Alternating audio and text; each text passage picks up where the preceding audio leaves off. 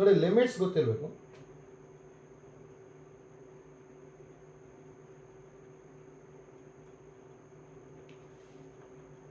ನೋಡಿ limits important ನಮಗೆ.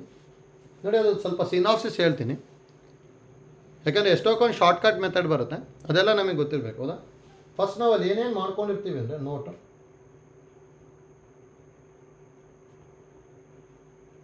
ನೋಡಿ ಲಿಮಿಟ್ ಆಫ್ ಎ ಫಂಕ್ಷನ್ ಅಂದರೆ ಗೊತ್ತಿರಬೇಕು. ಹೌದಾ? ಏನು ಫಸ್ಟ್ ಒಂದು ಲಿಮಿಟ್ ಆಫ್ ಅ ಫಂಕ್ಷನ್.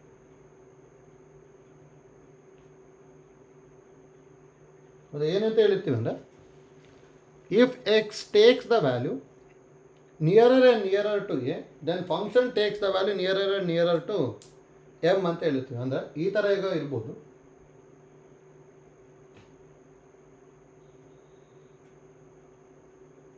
ಇದನ್ನ ಎಕ್ಸ್ ಆಕ್ಸಿಸ್, ಇದನ್ನ ವೈ ಆಕ್ಸಿಸ್ ಅಂತ ಹೇಳ್ತೀವಿ. ಹೌದಾ? ಈ ಥರ ಈಗ ಒಂದು ಫಂಕ್ಷನ್ ಇದೆ ಅಂದ್ಕೊಳ್ಳಿ. ಈಗ ಅದೊಂದು ಇನ್ನು y is equal to f of x ಅಂತ ಹೇಳ್ತೀವಿ ಫಂಕ್ಷನ್. ಹೌದಾ? ನೋಡಿ ಇಲ್ಲೆಲ್ಲೋ ಎಕ್ಸ್ ಇತ್ತು ಅಂದ್ಕೊಳ್ಳಿ ಇಲ್ಲಿ. ಹೌದಾ? ಇಲ್ಲಿ ಎಕ್ಸ್ ಇತ್ತು ಅಂದರೆ ಇಲ್ಲ ಫಂಕ್ಷನ್ ವ್ಯಾಲ್ಯೂ ಇರುತ್ತೆ ಎಫ್ ಆಫ್ ಎಕ್ಸ್. ಹೌದಾ? X takes the value nearer and nearer to a ಅಂತ ಹೇಳ್ತಿದ್ವಿ. ಹೌದಾ? ಅಂದರೆ ಇಲ್ಲೆಲ್ಲ ಎ ಇದೆ, ಎಕ್ಸ್ ಎ ಹತ್ರ ಹೋದಾಗ ಹೌದಾ ಫಂಕ್ಷನ್ ವ್ಯಾಲ್ಯೂ ಎಮ್ ಹತ್ರ ಬರುತ್ತೆ. ಹೌದಾ? ಈ ಎಮ್ಮಿಗೆ ಏನಂತ ಹೇಳ್ತೀವಿ ಅಂದರೆ ನಾವು ಲಿಮಿಟ್ ಆಫ್ ಎ ಫಂಕ್ಷನ್ ಅಂತ ಹೇಳ್ತೀವಿ. ಅದನ್ನು ಮತ್ತೆ ಯಾವ ಥರ ಬರ್ಕೊತೀವಿ ಅಂದರೆ ಲಿಮಿಟ್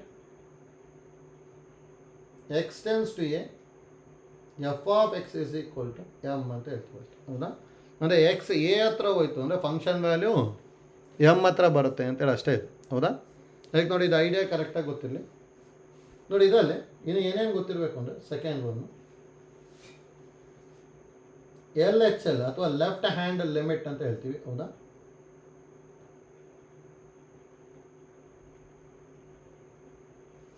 ಲೆಫ್ಟ್ ಹ್ಯಾಂಡ್ ಲಿಮಿಟ್ನ ಆ್ಯಕ್ಚುಲಿ ಹೇಗೆ ಬರೀತಾ ಇದ್ವಿ ಅಂದರೆ limit x tends to a minus f of x ಅಂತ ಬರೀತಿದ್ವಿ. ಹೌದಾ? ಎ ಮೈನಸ್ ಅಂತ ಇತ್ತು ಅಂದರೆ left hand limit, a plus ಇತ್ತು ಅಂದರೆ ರೈಟ್ ಹ್ಯಾಂಡ್ ಲಿಮಿಟ್ ಅಂತ ಹೇಳಿ. ಹೌದಾ? ಇದೇ ಲಿಮಿಟ್ ಎಕ್ಸ್ ಇಸ್ ಈಕ್ವಲ್ ಇದನ್ನ ಬೇಕಾದ್ರೆ ಈ ಥರನೂ ಬರೀಬೋದು. A minus h tends to zero f of x ಅಂತಲೂ ಬರಿತೀವಿ. ಹೌದಾ? ಅದೇ ಥರ ನೋಡಿ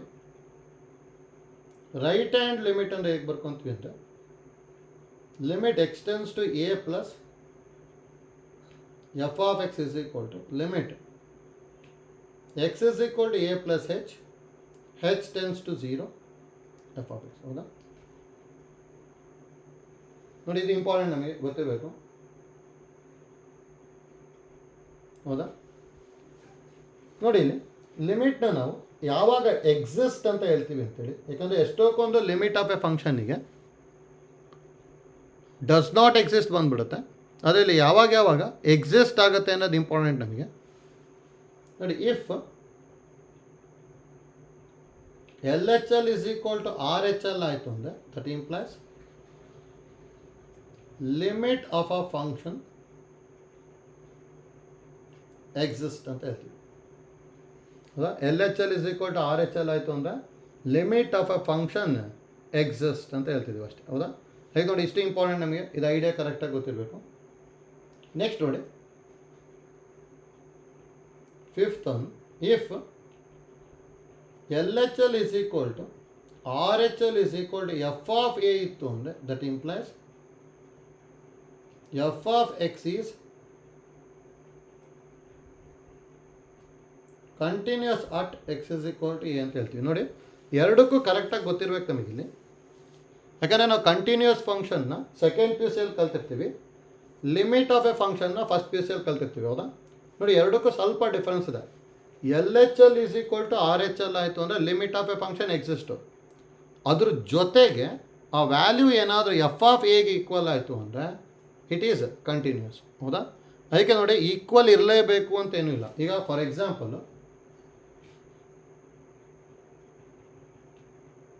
ನೋಡಿ L H L is equal to R H L ಬಂದು which is not equal to f of a ಬಂದಾಗ ಲಿಮಿಟ್ ಡಸ್ ನಾಟ್ ಎಕ್ಸಿಸ್ಟ್ ಅಂದರೆ ತಪ್ಪಾಗ್ಬಿಡ್ತದೆ.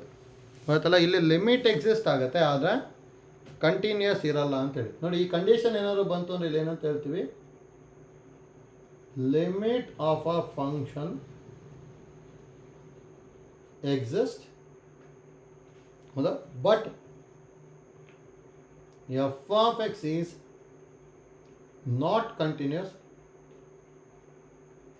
At x is equal to a ಅಂತ ಹೇಳ್ತೀವಿ ಅಷ್ಟೇ, ಹೌದಾ. ನೋಡಿ, ಇಷ್ಟ ಐಡಿಯಾ ಕರೆಕ್ಟಾಗಿ ಗೊತ್ತಿರಬೇಕು. ಕಂಟಿನ್ಯೂಸ್ ಫಂಕ್ಷನಿಗೂ ಲಿಮಿಟ್ ಆಫ್ ಎ ಫಂಕ್ಷನಿಗೂ ಸ್ವಲ್ಪ ಡಿಫ್ರೆನ್ಸ್ ಇದೆ, ಹೌದಾ. ಕಂಟಿನ್ಯೂಸ್ ಆಗಬೇಕು ಅಂದರೆ ಒಂದು ಎಕ್ಸ್ಟ್ರಾ ಕಂಡೀಷನ್ ಬರುತ್ತೆ ಅಷ್ಟೇ, ಹೌದಾ. ನೆಕ್ಸ್ಟ್ ನೋಡಿ, ಇನ್ನು ಏನೇನು ಐಡಿಯಾ ಗೊತ್ತಿರಲಿ ಅಂತೇಳಿ. 6th ಒನ್ ನೋಡಿ, ಇಂಡಿಟರ್ಮಿನೇಟ್ ಫಾರ್ಮ್ಸ್ ಗೊತ್ತಿರಬೇಕು.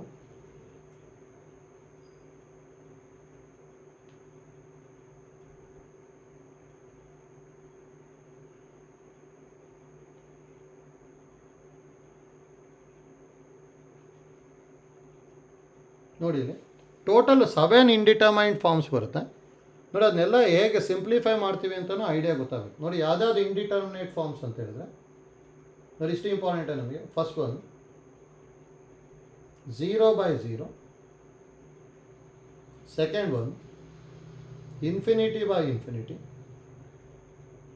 Third one infinity minus infinity, fourth one 0 into infinity, fifth one 1 power infinity, sixth one infinity power 0, seventh one 0 power 0. Total ಇಷ್ಟು ಬರುತ್ತೆ ನೋಡಿ. ಇಷ್ಟು ಇಂಪಾರ್ಟೆಂಟ್ ನಮಗೆ. ನೋಡಿ, ಇಷ್ಟು ಇಂಡಿಟರ್ಮಿನೆಂಟ್ ಫಾರ್ಮ್ಸ್ ಇತ್ತು ಅಂದರೆ ಯಾವ ಥರ ಫೈಂಡ್ ಔಟ್ ಮಾಡ್ತೀವಿ ಅಂತೇಳಿ, ಹೌದಾ. ನೋಡಿ, ಅದಕ್ಕೆ ನೆಕ್ಸ್ಟ್ ಮೆಥಡ್ಸ್ ಕಲ್ತಾವೋ ಇದ್ವಿ ಅಷ್ಟೇ ನಾವು. ನೋಡಿ, ಇಷ್ಟನ್ನು ಈಸಿಯಾಗಿ ಮಾಡ್ಬೋದು ನಾವು, ಹೌದಾ. ನೋಡಿ, ಫಸ್ಟ್ 4 ಇದಲ್ಲ, ಅದನ್ನು ಈಸಿಯಾಗಿ ಮಾಡ್ಬೋದು. ನೆಕ್ಸ್ಟ್ 3ಗೂ ಒಂದು ಐಡಿಯಾಸ್ ಬರುತ್ತೆ. ಫಸ್ಟ್ ನೋಡಿ, ಈಗೇನಾದರೂ if limit x tends to a f of x by g of x is of the form 0/0 or infinity by infinity, ಹೌದಾ. ನೋಡಿ, ಈ ಫಾರ್ಮೇಟಲ್ಲಿ ಇತ್ತು ಅಂದರೆ ಹೇಗೆ ಸಿಂಪ್ಲಿಫೈ ಮಾಡ್ತೀವಿ ಅಂತೇಳಿ, ಹೌದಾ. ನೋಡಿ, ಈಸಿಯಾಗಿ ಸಿಂಪ್ಲಿಫೈ ಮಾಡ್ಬೋದು. ಇದಕ್ಕೆ ಎಷ್ಟೊಂದು ಫಾರ್ಮುಲಾ ಬರ್ತದೆ ನೋಡಿ. ಯಾವ್ಯಾವ ಫಾರ್ಮುಲಾ ಕಲ್ತಿರ್ತೀವಿ ಅಂದರೆ ನಾವು ಫಸ್ಟ್ ಒಂದು limit theta tends to 0 sine theta by theta is equal to 1, ಹೌದಾ. ನೋಡಿ, ಪರ್ಫೆಕ್ಟಾಗಿ ಗೊತ್ತಿರಬೇಕು. ಮತ್ತು where theta is in radian measure, ಹೌದಾ. ನೋಡಿ, ಇದೇ ಥರ ಸೆಕೆಂಡ್ ಒನ್ ಇದಲ್ಲೇ limit theta tends to 0 tan theta by theta ಇದ್ರೂ 1 ಬರಿತಾ ಇದ್ವಿ, ಹೌದಾ. ಥರ್ಡ್ ಒನ್ ನೋಡಿ, ಸೇಮ್ ರೆಸಿಪ್ರೋಕಲ್ ಇದ್ರೂ 1 ಬರಿಬೋದು. ಅಂದರೆ limit theta tends to 0 theta by sine theta ಇದ್ರೂ 1, ಅಥವಾ limit theta tends to 0 theta by tan theta ಇದ್ರೂ 1, ಹೌದಾ. ನೋಡಿ, ಎಲ್ಲ ಸೇಮ್ ಆಗಿರುತ್ತೆ ಇದು. ನೋಡಿ, ಮತ್ತು ಇದ್ರ ಜೊತೆಗೆ ಇನ್ವರ್ಸ್ ಟ್ರಿಗ್ನೋಮೆಟ್ರಿ ಫಂಕ್ಷನ್ಸ್ ಇದ್ರೂ 1 ಬರುತ್ತೆ. ಫೋರ್ತ್ ಒಂದು ನೋಡಿ, limit x tends to 0 sine inverse of x by x 1, limit x tends to 0 tan inverse of x by x is equal to 1, ಹೌದಾ. ನೋಡಿ, ಇಷ್ಟು ಇಂಪಾರ್ಟೆಂಟೇ ನಮಗೆ. ನೋಡಿ, ಇಲ್ಲಿ ಏನೇನು ಇದ್ದಾಗ 1 ಬರುತ್ತೆ ಅಂತ ಗೊತ್ತಿತ್ತು ಅಂದರೆ ಒಂದೆರಡು ಶಾರ್ಟ್ಕಟ್ ಮೆಥಡ್ನ ಡೈರೆಕ್ಟಾಗಿ ಬರೀಬೋದು. ನೋಡಿ, ಶಾರ್ಟ್ಕಟ್ ಮೆಥಡ್ ಇಂಪಾರ್ಟೆಂಟ್ ನಮಗೆ, ಅದು ನೆಕ್ಸ್ಟ್ ಗೊತ್ತಾಗುತ್ತೆ. ಆದರೆ ಇದನ್ನು ಬರ್ಕೋಬೇಕಾದ್ರೆ ನೋಡಿ, ಸೈನ್ ಥೀಟಾ ಇರಬೇಕು, ಟ್ಯಾನ್ ಥೀಟಾ ಇರ್ಬೋದು, ಸೈನ್ ಇನ್ವರ್ಸ್ ಎಕ್ಸ್ ಇರ್ಬೋದು, ಅಥವಾ ಟ್ಯಾನ್ ಇನ್ವರ್ಸ್ ಎಕ್ಸ್ ಇತ್ತು ಅಂದರೆ, ಹೌದಾ, ಡೈರೆಕ್ಟಾಗಿ ಅಲ್ಲಿ ವ್ಯಾಲ್ಯೂ ಏನು ಬರ್ತಾ ಇದೆ ನಮಗೆ ಅಲ್ಲಿ 1 ಅಂತ ಬರ್ತಾ ಇದೆ ಅಷ್ಟೇ, ಹೌದಾ. ಸೈನ್ ಥೀಟಾ ಬೈ ಥೀಟಾ ಅಂದರೆ 1, ಹೌದಾ. ಮತ್ತು ಅದು ರೆಸಿಪ್ರೋಕಲು ಹೇಗೆ ಬೇಕಾದ್ರೂ ಇರ್ಬೋದು, ಹೌದಾ. ನೆಕ್ಸ್ಟ್ ನೋಡಿ, ಈಗ ಶಾರ್ಟ್ಕಟ್ ಮೆಥಡ್ ಥರ ಹೇಗೆ ಯೂಸ್ ಮಾಡ್ತೀವಿ ಅಂತೇಳಿ ಇದು ಐಡಿಯಾ ಕರೆಕ್ಟಾಗಿ ಗೊತ್ತಾಗಬೇಕು. ನೋಡಿ, ಎಕ್ಸಾಂಪಲ್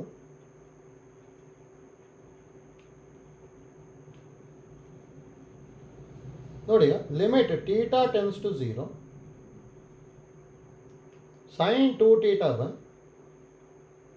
ಟ್ಯಾನ್ 3 ಥೀಟಾ ಹೌದಾ. ನೋಡಿ ಈ ಥರ ಏನಾದ್ರು ಇತ್ತು ಅಂದರೆ ಇದಕ್ಕೆ ಡೈರೆಕ್ಟ್ ಆನ್ಸರ್ ಬರೀಬೋದು ನೋಡಿ ಇದನ್ನು.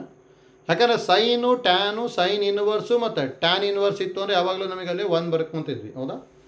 ಡೈರೆಕ್ಟಾಗಿ ನಾನು ಟೀಟಾಗಿ ಏನಾದ್ರು 0 ಬರ್ಕೊಂಡೆ ಅಂದರೆ ಇದು 0/0 ಇದೆ. 0/0 ಅಂದರೆ ಇಂಡಿಟರ್ಮಿನೇಟ್ ಫಾರ್ಮ್ ಹೌದಾ.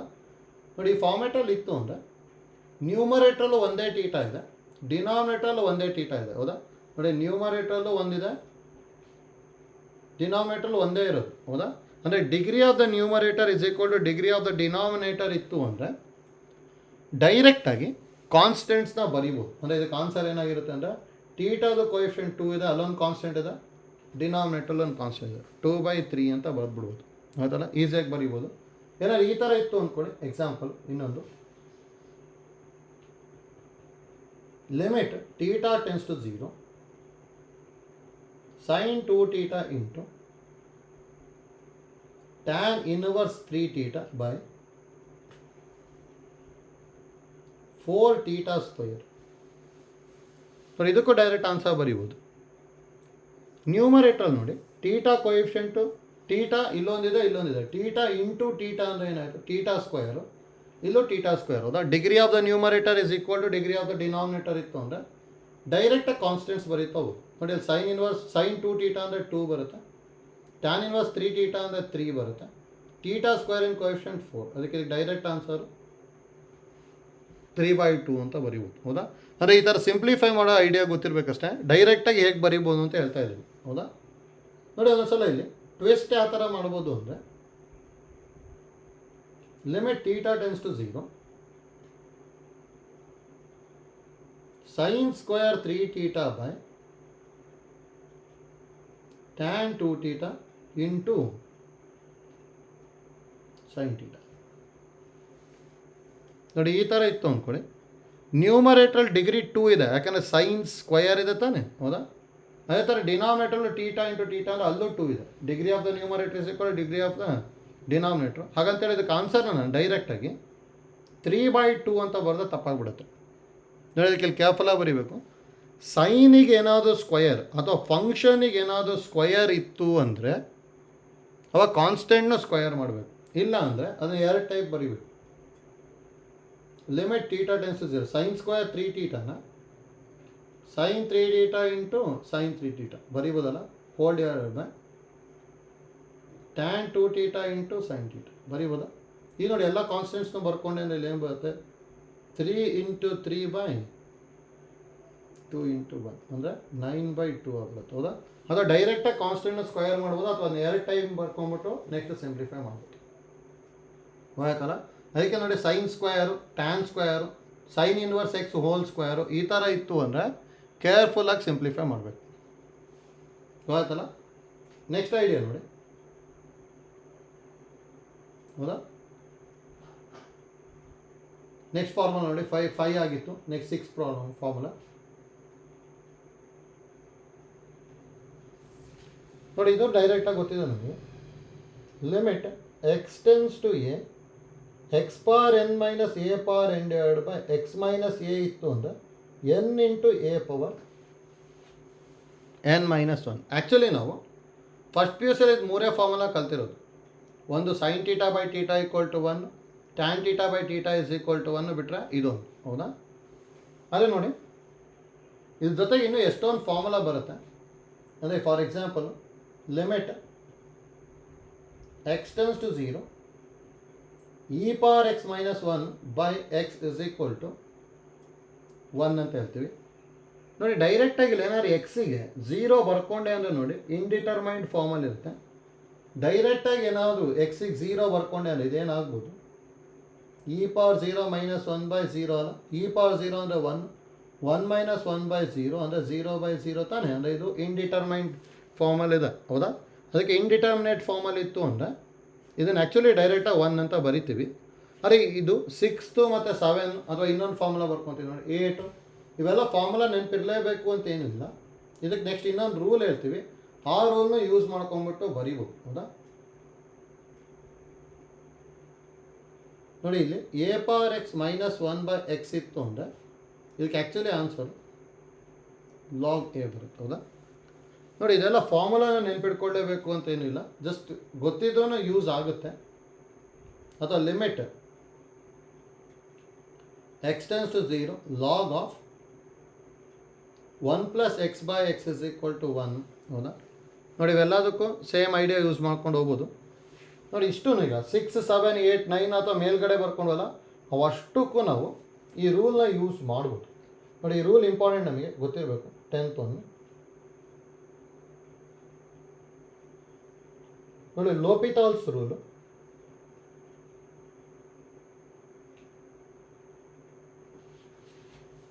ನೋಡಿ ಲೋಪಿತಾಲ್ಸ್ ರೂಲ್ ಏನು ಹೇಳುತ್ತೆ ಅಂದರೆ, if limit x tends to a f(x/g)(x). ನೋಡಿ f(x/g)(x) ಹೌದಾ? ನ್ಯೂಮರೇಟರು ಮತ್ತು ಡಿನಾಮಿನೇಟರ್ ಇರಲೇಬೇಕು. Is of the form 0/0 or ∞/∞ ಇತ್ತು ಅಂದರೆ then limit x tends to a f(x/g)(x) is equal to limit x tends to a f'(x/g'(x) ಅಂತ ಹೇಳುತ್ತೆ ಅಷ್ಟೇ. ಹೌದಾ? ನೋಡಿ ಲೋಪಿತಾಲ್ಸ್ ರೂಲ್ ಏನು ಹೇಳುತ್ತೆ, ನಮಗೆ ನ್ಯೂಮರೇಟರ್ನೇ ಸಪ್ರೇಟಾಗಿ ಡಿಫ್ರೆನ್ಷಿಯೇಟ್ ಮಾಡಬೇಕು, ಡಿನಾಮಿನೇಟರ್ನೇ ಸಪ್ರೇಟಾಗಿ ಡಿಫ್ರೆನ್ಷಿಯೇಟ್ ಮಾಡಬೇಕು. ಯಾವಾಗ? If the function is of the form 0/0 or ∞/∞ ಇದ್ದರೆ ಮಾತ್ರ. ಆಯ್ತಲ್ಲ? ನೋಡಿ ಫಾರ್ ಎಕ್ಸಾಂಪಲ್ ಈಗ ಇಲ್ಲೂ ಮೇಲ್ಗಡೆ ಬರ್ಕೊಂಡಿರೋದು ಒಂದು ಫಾರ್ಮುಲಾ ತೊಗೊತೀವಿ. ಈಗ limit x tends to 0 e⁻x - 1/x, ಇದ್ರ ವ್ಯಾಲ್ಯೂನ 1 ಅಂತ ಬರೆದ್ವಿ ತಾನೆ? ಹೌದಾ? ಇದು ನೋಡಿ ಲೋಪಿತಾಲ್ಸ್ ರೂಲ್ ಯೂಸ್ ಮಾಡಿದ್ವಿ ಅಂದರೆ ಲಿಮಿಟ್ x ಟೆನ್ಸ್ ಟು 0 ನ್ಯೂಮರೇಟರ್ನ ಡಿಫ್ರೆನ್ಷಿಯೇಟ್ ಮಾಡೋದು. e⁻x ಇನ್ ಡಿಫ್ರೆನ್ಷನ್ e⁻x, 1 ಇನ್ ಡಿಫ್ರೆನ್ಷನ್ 0, ಡಿನಾಮಿನೇಟರ್ನ ಸಪ್ರೇಟಾಗಿ ಡಿಫ್ರೆನ್ಷಿಯೇಟ್ ಮಾಡೋದು. ಎಕ್ಸ್ ಇನ್ ಡಿಫ್ರೆನ್ಷನ್ 1. ಈಗ ಎಕ್ಸಿಗೆ 0 ಬರೆಯೋದು, ಆಗ e⁻0 ಆಗ್ಬಿಟ್ಟಿದ್ದಕ್ಕೆ ಆನ್ಸರು 1 ಬಂತು. ಹೌದಾ? ನೋಡಿ ಯಾವುದನ್ನಾದರೂ ಮಾಡ್ಬೋದು. ಈಗ ಇದನ್ನು ಬರ್ಕೊಂಡಿದ್ವಿ, ಲಿಮಿಟ್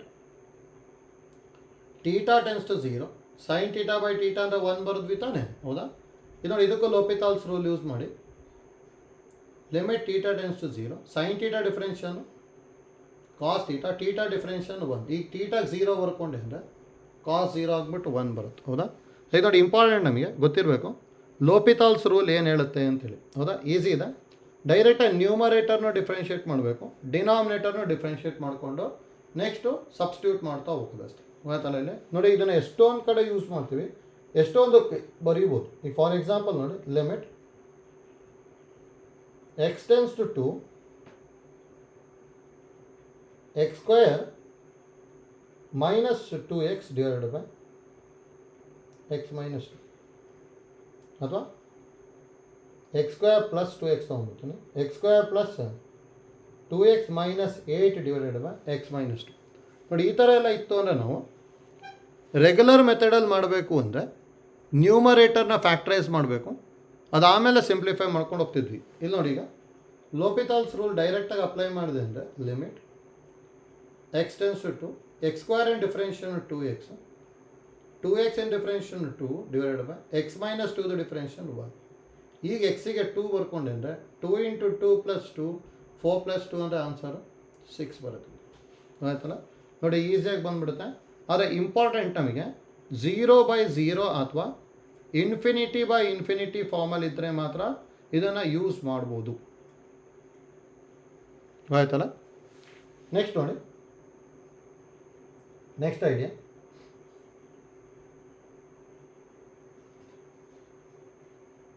ಸೆಕೆಂಡ್ ಒಂದು, if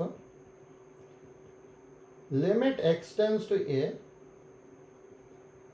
f(x) whole power g(x) is of the form 1/∞ ಇತ್ತು ಅಂದ್ಕೊಳ್ಳಿ. ಹೌದಾ? Then limit x tends to a f(x) whole power g(x) is equal to e power limit x tends to a f(x) - 1 into g(x) ಅಂತ ಬರಿತೀವಿ. ಹೌದಾ? ನೋಡಿ actually ಈ format ನಾವು ಕಲ್ತಿರಲ್ಲ, but ಈ ಫಾರ್ಮ್ಯಾಟ್ ಯೂಸ್ ಮಾಡೋವಂಥದ್ದು ಎಷ್ಟೊಂದು ಸಲ ಕಾಂಪಿಟೇಟಿವ್ ಕೇಳಿದ್ದಾರೆ, ಗೊತ್ತಿರಬೇಕು. 1 ಪವರ್ ಇನ್ಫಿನಿಟಿ ಇತ್ತು ಅಂದರೆ ಹೇಗೆ ಬರಿತೀವಿ ಅಂತೇಳಿ. ಹೌದಾ? ನೋಡಿ, ಈಗ ಫಾರ್ ಎಕ್ಸಾಂಪಲ್ಲು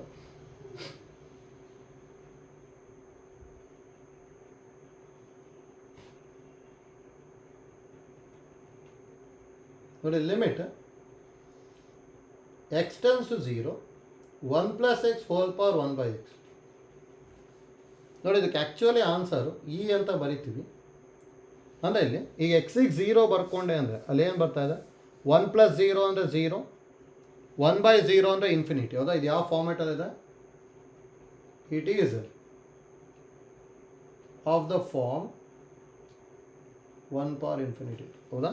ನೋಡಿ, ಈ ಫಾರ್ಮ್ಯಾಟಲ್ಲಿ ಇತ್ತು ಅಂದರೆ ನಾವು ಈ ಐಡಿಯಾ ಯೂಸ್ ಮಾಡಿಕೊಂಡ್ರೆ ಈಸಿಯಾಗಿ ಬರುತ್ತೆ. ನೋಡಿ, ಈ ಐಡಿಯಾ ಗೊತ್ತಿರಬೇಕು. ಅದು ನೋಡಿ, ಇದಕ್ಕೆ ಪ್ರೂಫ್ ಯಾವ ಥರ ಮಾಡ್ಕೊತೀವಿ ಅಂದರೆ ನೋಡಿ, ಅಲ್ಲಿ ಏನಿರೋದು, limit x tends to 0 1 plus x whole power 1/x. ಇದನ್ನು ಆ್ಯಕ್ಚುಲಿ ಹೇಗೆ ಬರೀತಿದ್ವಿ ನಾವು, e power limit x tends to 0 f of x minus 1 ತಾನೆ. ಹೌದಾ? ಅಂದರೆ 1 plus x minus 1 f of x minus 1. ಇಲ್ಲಿ ಏನಿರುತ್ತಲ್ಲ ಅದು f of x into g of x. G of x ಅಂದರೆ ಏನಿರುತ್ತೆ ನಮಗೆ ಅಲ್ಲಿ 1/x ಇದೆ. ಹೌದಾ? ನೋಡಿ, +1 -1 ಕ್ಯಾನ್ಸಲ್ ಆಯಿತು. ಹಾಗಾದ್ರೆ ಇಲ್ಲಿ ಏನು ಬರ್ತಾ ಇದೆ, e power limit x tends to 0 x into 1/x ಬಂತು. ನೋಡಿ, ಎಕ್ಸ್ ಕ್ಯಾನ್ಸಲ್ ಆಗ್ಬಿಟ್ಟು e power limit x tends to 0 1 ಬರುತ್ತೆ, ಅಥವಾ ಇ ಪವರ್ 1 ಅಂದರೆ ಇ ಬರ್ತಾ ಇದೆ ಅಷ್ಟೇ. ಹೌದಾ? ನೋಡಿ, ಈ ಥರ ಮಾಡ್ಕೊತೀವಿ ಅಷ್ಟೇ. ಅಲ್ಲಿ ಅದಕ್ಕೆ ಐಡಿಯಾ ಕರೆಕ್ಟಾಗಿ ಗೊತ್ತಿರಬೇಕು. 1 ಪವರ್ ಇನ್ಫಿನಿಟಿ ಇತ್ತು ಅಂದರೆ f of x -1 into g of x ಮಾಡ್ಕೊಂಬಿಟ್ರೆ ಡೈರೆಕ್ಟಾಗಿ ಸಿಂಪ್ಲಿಫೈ ಆಗುತ್ತೆ. ಹೌದಾ? ನೋಡಿ, ಇದನ್ನು ಎಷ್ಟೊಂದು ಕಡೆ ಯೂಸ್ ಮಾಡ್ಕೊತೀವಿ, ಅದಕ್ಕೆ ಐಡಿಯಾ ಗೊತ್ತಿರಲಿ. ಆಯ್ತಲ್ಲ?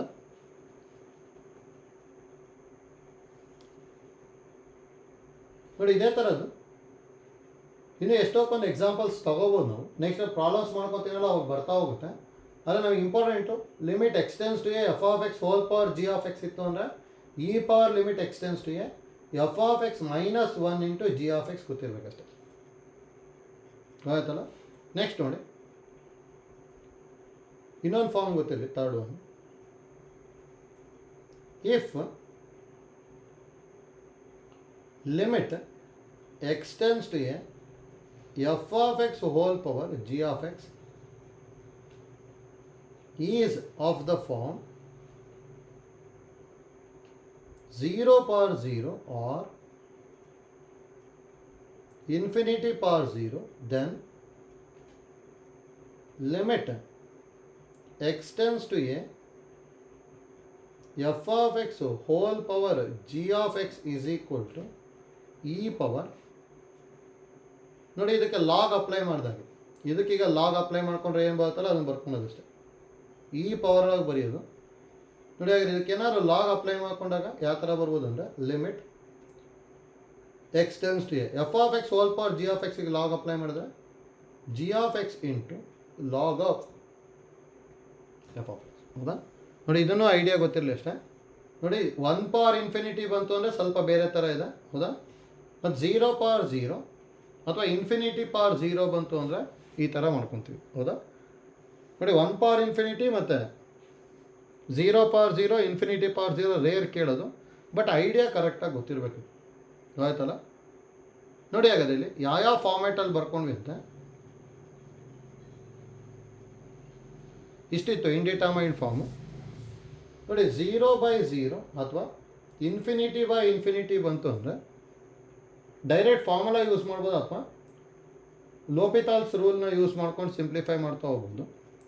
ನೋಡಿ, ಇದನ್ನೇ ಹೇಳಿದ್ವಿ, e power limit x tends to a f of x -1 into g of x use ಮಾಡಿದ್ರೆ ಬರುತ್ತೆ. ನೆಕ್ಸ್ಟ್ ಇದನ್ನು ಹೇಳಿದ್ವಿ, ಇನ್ಫಿನಿಟಿ ಪವರ್ 0 ಇತ್ತು ಅಂದರೆ ಡೈರೆಕ್ಟಾಗಿ ಹೇಗೆ ಬರೆಯೋದು ಅಂತ ಹೇಳಿದ್ದೀನಿ. ಅವನ್ನ ಇನ್ಫಿನಿಟಿ ಪವರ್ 0 ಅಥವಾ 0 ಪವರ್ 0 ಇತ್ತು ಅಂದರೆ f of x power g of ಎಕ್ಸ್ಗೆ ಲಾಗ್ ಅಪ್ಲೈ ಮಾಡ್ಕೊಂಬಿಟ್ಟು ಸಿಂಪ್ಲಿಫೈ ಮಾಡ್ತೀವಿ. ಹೌದಾ? ನೆಕ್ಸ್ಟ್ ನೋಡಿ, ಈಗ ಇನ್ಫಿನಿಟಿ ಮತ್ತು 0 ಇಂಟು ಇನ್ಫಿನಿಟಿ ಇತ್ತು ಅಂದರೆ, ಹೌದಾ, ಅವೆರಡೂ ಆ್ಯಕ್ಚುಲಿ 0/0 ಮತ್ತು ಇನ್ಫಿನಿಟಿ ಫಾರ್ಮಿಗೆ ಚೇಂಜ್ ಮಾಡ್ಬೋದು. ಅಂದರೆ ಇಲ್ಲಿ ನೋಡಿ, ಈ ಥರ್ಡ್ ಒನ್ ಇನ್ಫಿನಿಟಿ ಅಂದರೆ ಆ್ಯಕ್ಚುಲಿ ನಾವು 1/0 -1/0 ಬರಿಬೋದಲ್ಲ. ಹಾಗಾದರೆ 0 LCM ತೊಗೊಂಡೆ ಅಂದರೆ ನ್ಯೂಮರೇಟರ್ 1 - 1 ಆಗ್ಬಿಟ್ಟು ನೋಡಿ 0/0 ಫಾರ್ಮಿಗೆ ಚೇಂಜ್ ಆಯ್ತದು. ಹೌದಾ? ಈ ಥರ ಚೇಂಜ್ ಮಾಡ್ಕೊಂಬಿಟ್ಟು ಮತ್ತೆ ಹೌದಾ ರೂಲ್ನ ಯೂಸ್ ಮಾಡ್ಕೊಂಡು ಸಿಂಪ್ಲಿಫೈ ಮಾಡ್ಕೊಂಡು ಹೋಗ್ತೀವಿ ಅಷ್ಟೇ. ಹೌದಾ? ಅದೇ ನೋಡಿ ನಮಗೆ 0 × ಇತ್ತು ಅಂದರೆ 0 × ಇನ್ಫಿನಿಟಿನ ಮತ್ತು 1/0 ಬರ್ಕೊಂಡ್ವಿ ಅಂದರೆ ಮತ್ತದು 0/0 ಫಾರ್ಮಿಗೆ ಚೇಂಜ್ ಆಗುತ್ತೆ. ಅದಕ್ಕೆ 0 × ಅಥವಾ ಇನ್ಫಿನಿಟಿ ಇತ್ತು ಅಂದರೆ ಡೈರೆಕ್ಟಾಗಿ ನಾವು 0/0 ಫಾರ್ಮಿಗೆ ಚೇಂಜ್ ಮಾಡ್ಕೊಂಬಿಟ್ಟು ನೆಕ್ಸ್ಟು ಲೋಪಿತಾಲ್ಸ್ ರೂಲ್ನ ಯೂಸ್ ಮಾಡಿಕೊಂಡು ನೆಕ್ಸ್ಟ್ ಸಿಂಪ್ಲಿಫೈ ಮಾಡ್ಕೊಂಡು ಹೋಗ್ಬಿಡ್ತೀವಿ. ಹೌದಾ? ಅದಕ್ಕೆಲ್ಲ ಐಡಿಯಾ ಗೊತ್ತಿರಬೇಕು. 7 ಇಂಡಿಟರ್ಮೈನ್ಡ್ ಫಾರ್ಮ್ಸ್ನೇ ಯಾವ ಥರ ಸಿಂಪ್ಲಿಫೈ ಮಾಡಬೇಕು ಅಂತೇಳಿ ಹೇಳಿದ್ದೀವಿ. ಹೌದಾ? ಇದು ಇಂಪಾರ್ಟೆಂಟ್ ನಮಗೆ. ನೆಕ್ಸ್ಟ್ ನೋಡಿ ಇನ್ನೊಂದು ಐಡಿಯಾ ಗೊತ್ತಿರಲಿ. ಇದನ್ನು ಗೊತ್ತಿದ್ದರೆ ಇದನ್ನು ಡೈರೆಕ್ಟಾಗಿ ಯೂಸ್ ಮಾಡ್ಕೊತೀವಿ. Note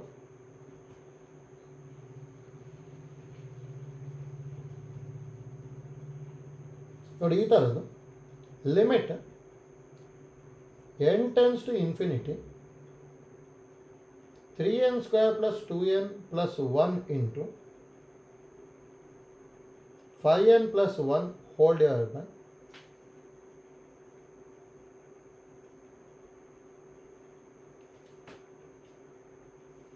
n³ + 6n + 3. ನೋಡಿ ಇದಕ್ಕೆ ಡೈರೆಕ್ಟಾಗಿ ಎನ್ನಿಗೆ ಏನಾದ್ರು ಇನ್ಫಿನಿಟಿ ಬರ್ಕೊಂಡೆ ಅಂದರೆ ∞/∞ ಫಾರ್ಮಲ್ಲಿ ಬಂದುಬಿಡುತ್ತೆ. ಆದರೆ ಇದು ಲೆಂತಿ ಆಗಿಬಿಡುತ್ತೆ. ಡೈರೆಕ್ಟಾಗಿ ನಾವು ಹೌದಾ ಲೋಪಿತಾಲ್ಸ್ ರೂಲೆಲ್ಲ ಯೂಸ್ ಮಾಡೋಕ್ಕೋದ್ರೆ ಲೆಂತಿ ಆಗಿಬಿಡುತ್ತೆ. ನೋಡಿ ಇದನ್ನು ಈಸಿಯಾಗಿ ಡೈರೆಕ್ಟಾಗಿ ಆನ್ಸರ್ ಬರೀಬೋದು. ಇಲ್ಲಿ ಏನಾಗಿರಬೇಕು ಅಂದರೆ ಡಿಗ್ರಿ ಆಫ್ ದ ನ್ಯೂಮರೇಟರ್. ಹೌದಾ? ಡಿಗ್ರಿ ಆಫ್ ನ್ಯೂಮರೇಟರ್ ಈಸ್ ಎಷ್ಟಿದೆ ಅಲ್ಲಿ 2 ಮತ್ತು ಇಲ್ಲೊಂದು ಏನೂ ಇಲ್ಲ ಅಂದರೆ 1 ಇರುತ್ತೆ ತಾನೆ. 2 + 1 ಅಂದರೆ 3 ಇದೆ. Degree of denominator is also 3. ಹೌದಾ?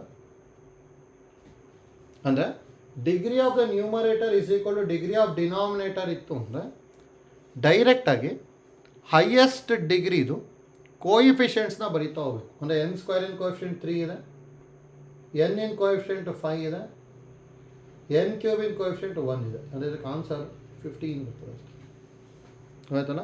ಅಂದರೆ degree of the numerator is equal to degree of the denominator ಇತ್ತು ಅಂದರೆ ಡೈರೆಕ್ಟಾಗಿ ಹೈಯೆಸ್ಟ್ ಪವರಿಂದು ಕೋಯಿಫಿಷಿಯೆಂಟ್ಸ್ನ ಬರಿತಾ ಹೋದ್ವಿ ಅಂದರೆ ಈಸಿಯಾಗಿ ಸಿಂಪ್ಲಿಫೈ ಮಾಡ್ಬೋದು. ಹೌದಾ? ನೋಡಿ ಈ ಮೆಥಡ್ ಒಂದು ಗೊತ್ತಿರಲಿ, ಯೂಸ್ ಆಗುತ್ತೆ. ಈ ಫಾರ್ ಎಕ್ಸಾಂಪಲ್ ನೋಡಿ ಇನ್ನೊಂದು limit n → ∞ 4n + 3 × 5n² + 1 divided by 2n + 1 × 3n² + 5. ನೋಡಿ ಡಿಗ್ರಿ ಆಫ್ ದ ನ್ಯೂಮರೇಟರು 3 ಇದೆ, ಡಿಗ್ರಿ ಆಫ್ ದ ಡಿನಾಮಿನೇಟರು 3 ಇದೆ. ಹಾಗಾದರೆ n ಇನ್ ಕೋಎಫಿಷಿಯೆಂಟು 4 ಇದೆ ಇಲ್ಲಿ, n² ಇನ್ ಕೋಎಫಿಷಿಯೆಂಟು 5 ಇದೆ divided by n in coefficient 2 ಇದೆ, n² ಇನ್ ಕೋಎಫಿಷಿಯೆಂಟ್ 3 ಇದೆ. ಹೌದಾ? ಈ ಸಿಂಪ್ಲಿಫೈ ಮಾಡಿದೆ ಅಂದರೆ 2 1s 2 2s ಆನ್ಸರು 10/3 ಬರುತ್ತೆ. ಹೌದಾ? ನೋಡಿ ಇದರೊಳಗೆ ಜೊತೆಗೆ ಇನ್ನೂ ಏನೇನು ಐಡಿಯಾ ಗೊತ್ತಿರಬೇಕು ಅಂದರೆ ಒಂದೊಂದು ಸಲ ಸಮೇಷನ್ನಿಗೆ ಚೇಂಜ್ ಮಾಡ್ತಾರೆ. ಸಮೇಷನ್ ಆಫ್ n ಅಂದರೆ n × n + 1/2 ಗೊತ್ತಿರಬೇಕು.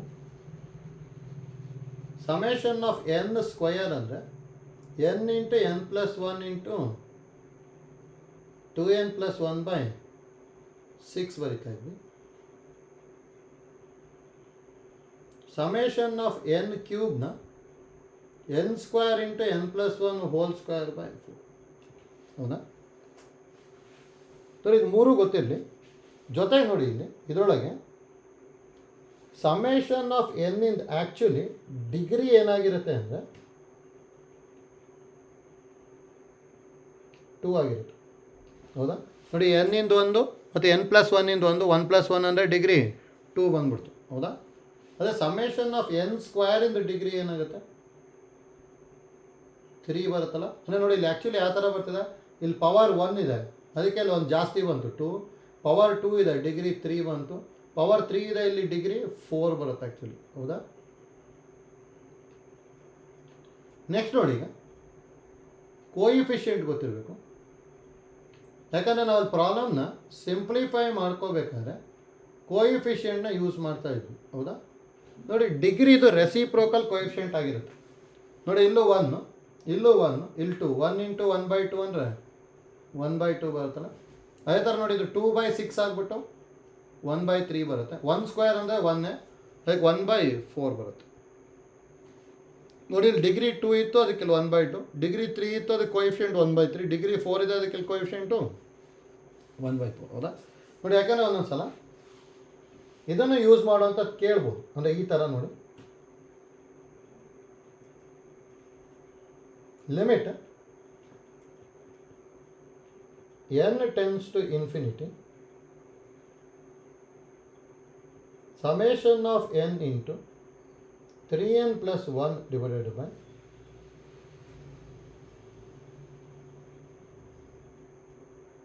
6n cube plus 2 plus 2 ಇಷ್ಟು ಬರ್ಕೊಂಡಿರ್ತೀನಿ ಅಷ್ಟೇ. ಇದು ನೋಡಿ ಡಿಗ್ರಿ ಆಫ್ ದ ನ್ಯೂಮರೇಟರ್ ನಾವು ಬರೀ 2 ಅಂತ ಹೇಳ್ಬಿಟ್ಟೆ ತಪ್ಪಾಗ್ಬಿಡುತ್ತೆ. ಸಮೇಷನ್ ಆಫ್ ಎನ್ ಇದೆ, ಸಮೇಷನ್ ಆಫ್ ಎನ್ ಇದೆ ಅಂದರೆ ಇದ್ರದ್ದೇ ಡಿಗ್ರಿ 2 ಆಗುತ್ತೆ, ಇದ್ರ ಡಿಗ್ರಿ 1 ಆಗುತ್ತೆ. ಅಂದರೆ ಟೋಟಲ್ 3 ಇದೆ ತಾನೆ. Degree of the numerator is 3, degree of the denominator is also 3. ಹಾಗಾದ್ರೆ degree of the numerator is equal to degree of the denominator ಇದೆ. ಡೈರೆಕ್ಟ್ ಆನ್ಸರ್ ಏನು ಬರೀಬೋದು ಅಂದರೆ summation of n into coefficient degree 2 ಇತ್ತು ಅಂದರೆ ಕೋಯಿಫಿಷಿಯಂಟು 1/2 ಆಗುತ್ತೆ. ಇದ್ರದ್ದು ಕೋಯಿಫಿಷಿಯಂಟ್ 3, ಇದ್ರದ್ದು ಕೋಯಿಫಿಷಿಯಂಟ್ 6. ಹೌದಾ? ಅಂದರೆ ಆನ್ಸರ್ 3/12 ಬರುತ್ತೆ. ನೋಡಿ ಈ ಥರ ಡೈರೆಕ್ಟಾಗಿ ಬರೆಯೋದಕ್ಕೆ ಯೂಸ್ ಮಾಡ್ತೀವಿ ಅಷ್ಟೇ. ಹಾಗೆ ಸಮೇಷನ್ ಆಫ್ ಎನ್ ಅಂತ ಹೇಳಿದ್ರೆ n ಇಂಟು n ಪ್ಲಸ್ 1/2 ಗೊತ್ತಿರಲಿ, ಅದು ಜೊತೆಗೆ degree is 2 and coefficient is 1/2 ಗೊತ್ತಿರಬೇಕು. ಸಮೇಷನ್ ಆಫ್ ಎನ್ ಸ್ಕ್ವೇರ್ ಅಂದರೆ degree is 3, coefficient is 1/3. Summation of n cube ಅಂದರೆ ಡಿಗ್ರಿ ಈಸ್ 4, ಕೋಎಫಿಷಿಯಂಟ್ ಈಸ್ 1/4. ಹೌದಾ? ನೋಡಿ ಇಷ್ಟು ಐಡಿಯಾ ಪರ್ಫೆಕ್ಟಾಗಿ ಗೊತ್ತಿರಲಿ. Limit n tends to infinity ಬಂತು ಅಂದರೆ ಹೇಗೆ ಮಾಡಬೇಕು? ಹೌದಾ? ನೆಕ್ಸ್ಟು 1 ಪವರ್ ಇನ್ಫಿನಿಟಿ ಇದ್ದರೆ ಹೇಗೆ ಮಾಡಬೇಕು? 0 ಪವರ್ 0, ಇನ್ಫಿನಿಟಿ ಪವರ್ 0 ಇತ್ತು ಅಂದರೆ ಹೇಗೆ ಮಾಡಬೇಕು? ಹೌದಾ? ನೆಕ್ಸ್ಟು ಲೋಪಿತಾಲ್ಸ್ ರೂಲ್ ಗೊತ್ತಿರಬೇಕು. ನೆಕ್ಸ್ಟ್ ಫಸ್ಟ್ ಪಿ ಯು ಸಿದು ಒಂದಿಷ್ಟು ಫಾರ್ಮುಲಾ ಬರ್ಕೊಂಡಿದ್ದೀವಿ. ಹೌದಾ? Next limit of a function ಅಂದರೆ ಏನು, ಇಂಡಿಟರ್ಮಿನೆಂಟ್ ಫಾರ್ಮ್ ಅಂದರೆ ಏನು, ಮತ್ತು ಕಂಟಿನ್ಯೂಸ್ ಫಂಕ್ಷನಿಗೂ ಲಿಮಿಟಿಗೂ ಏನು ಡಿಫ್ರೆನ್ಸ್ ಇದೆ. ಹೌದಾ? ನೋಡಿ ಇಷ್ಟು ಪರ್ಫೆಕ್ಟಾಗಿ ಗೊತ್ತಿತ್ತು ಅಂತ ಹೇಳಿದ್ರೆ ನಾಳೆ ಕ್ಲಾಸಲ್ಲಿ ಇದು ಪ್ರಾಬ್ಲಮ್ಸ್ ಮಾಡ್ಕೋಬೇಕಾದ್ರೆ ಈಸಿಯಾಗಿ ಬರುತ್ತೆ. ಮತ್ತು ನೋಡಿ limits and continuity important. Every year KCETಗೆ ಮಿನಿಮಮ್ 2 ಕ್ವಶನ್ಸ್ ಬರ್ತಾಯಿದೆ. ಈ ಥರ 1 or 2 ಕ್ವಶನ್ಸ್ 100% ಬಂದೇ ಬರುತ್ತೆ ಇದರಿಂದ, ಡಿಫ್ರೆನ್ಷಿಯೇಷನ್ ಬಿಟ್ಟು. ಆಯ್ತಲ್ಲ? ಮತ್ತು ನಾನು ಬರೀ ಹೇಳ್ತಿರೋದು ಲಿಮಿಟ್ಸು ಕಂಟಿನ್ಯೂಟಿಯಿಂದನೇ ಅರೌಂಡ್ 2 ಕ್ವಶನ್ಸ್ ಬರುತ್ತೆ. ಹೌದಾ? ಯಾಕಂದರೆ ನಾಳೆ ಕ್ಲಾಸಲ್ಲಿ ನಾವು ಲಿಮಿಟ್ಸ್ ಆ್ಯಂಡ್ ಕಂಟಿನ್ಯೂಟಿದು ಪ್ರಾಬ್ಲಮ್ಸ್ನ ಸಿಂಪ್ಲಿಫೈ ಮಾಡ್ಕೊಂಡು ಹೋಗ್ತೀವಿ. ಆಯ್ತಲ್ಲ? Thank you.